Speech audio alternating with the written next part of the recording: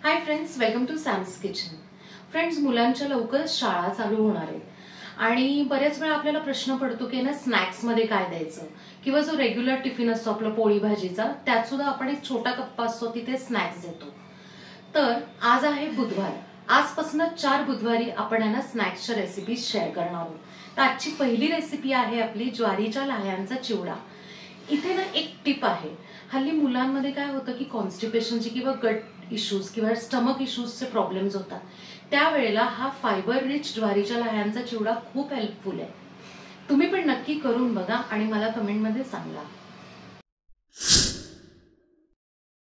ज्वारीच्या लाह्यांच्या चिवड्यासाठी ना आपण एक कढई ठेवलेली आहे, त्यात ना मी 3 वाट्या ज्वारीच्या लाह्या छान स्वच्छ चाळून घेतलेल्या आहेत आणि आता हाताला चटका लागेपर्यंत आपण मस्तपैकी भाजून घेऊयात बारीक गॅसवर। आता ना ज्वारीच्या लाह्या मस्त भाजून झाल्या, आपण हे ना बाउलमध्ये काढून ठेवूयात सगळ्या। आता कढईत ना मी 2 ते 3 चमचे तेल घेतलंय, त्यात ना पाव वाटी खोबऱ्याचे असे पातळ काप करून घेतले, ते छानपैकी आपण लाल करून घेऊया। आता खोबरं लाल झालेलं आहे, आपण सगळं खोबरं आहे ना काढून घेऊया। जे ज्वारीच्या लाह्या आपण भाजून ठेवलेल्या होत्या ना त्याच्यावरच हे खोबरं काढून घेऊया। आता खोबरं काढून झाल्यावर याच तेलात आपण अर्धा चमचा जिरे टाकून घेऊया, पाव वाटी शेंगदाणे, आणि आता शेंगदाणे आपण छानपैकी तळून घेऊया।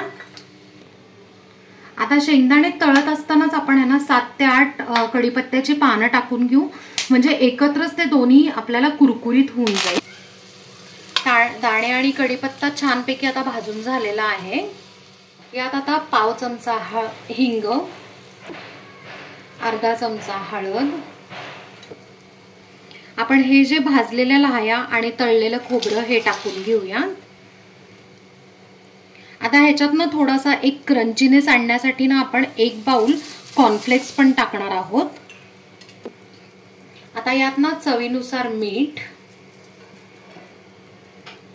अर्धा ते 1 चमचा लाल तिखट, किंवा तुम्हाला जेवढं तिखट पाहिजे त्या पद्धतीने तुम्ही तिखट ऍड करू शकता, पाव चमचा आमचूर पावडर, अगदी थोडीशी ना किंचित है ना आंबटसर टेस्ट येते यानी। आता आपण हे सगळं छानपैकी मिक्स करून घेऊया। आता हे सगळं मिक्स करून झालेले आहेत, सगळे मसाले पण असं छान लागलेले आहेत। आपण हा जो चिवडा आहे तो छानपैकी ना आता परतून घेऊया 1-2 मिनिटांसाठी। आता 2 मिनिटं छानपैकी आपण हा परतून घेतलेला आहे चिवडा, आणि अशा पद्धतीने आपला हा मस्त हेल्दी चिवडा तयार आहे। तर फ्रेंड्स, मस्त असा आपला हाय फायबर आणि पौष्टिक ज्वारीच्या लाह्यांचा चिवडा तयार आहे, आणि 10 ते 12 दिवस हा तुम्ही स्टोर करू शकता।